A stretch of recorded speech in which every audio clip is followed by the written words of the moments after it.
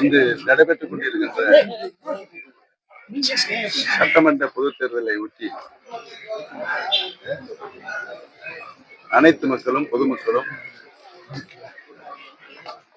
மதசார்பற்ற முற்போக்கு கூட்டணி மகத்தான வெற்றியை உறுதியாக பெறும் என்ற நிலை இன்றைக்கு உருவாகியிருக்கிறது.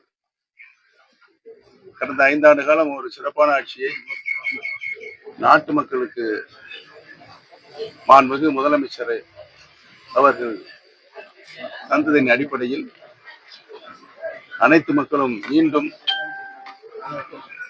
மதசார்பற்ற கூட்டணி வெற்றி பெறும் என்பதை உறுதி செய்திருக்கிறார்கள். தமிழகத்தினுடைய முதலமைச்சராக மீண்டும் 2ஆம் முறையாக மாண்புமிகு ஐயா திரு மு.க. ஸ்டாலின் அவர் உறுதியாக வருவார் என்ற நிலை உருவாகியிருக்கிறது.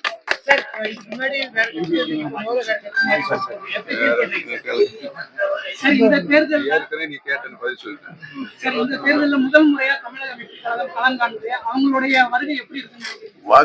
வாக்குகள் பூரா எண்ணி முடிக்கப்பட்டு அவர் எவ்வளவு சதவீத வாக்குகள் எடுக்கிறார் என்பதை அவருக்கு எதிர்காலம் இருக்கிறது. அவரை கேளுங்க. யாரு? அது மக்கள் கையில் இருக்கிறது. மக்கள் என்ன முடிவு எடுக்கிறார்கள் என்பதை நீங்கள் எல்லாம் 4ஆம் தேதி தான் தெரியும். ஆனால் உறுதியாக மதசார்பற்ற முற்போக்கு கூட்டணி 200க்கும் மேற்பட்ட இடங்களில் உறுதியாக வெற்றி பெறும் என்பதை தெரிவிக்கின்றனர்.